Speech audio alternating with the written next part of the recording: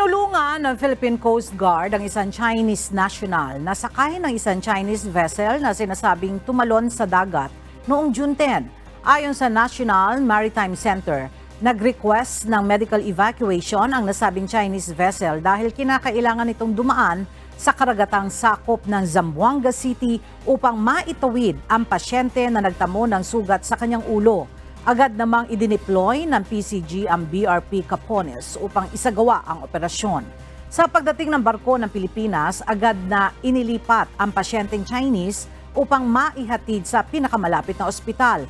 Habang nasa biyahe, nilinis pa ng medical personnel ng Coast Guard ang tinamang sugat ng biktima.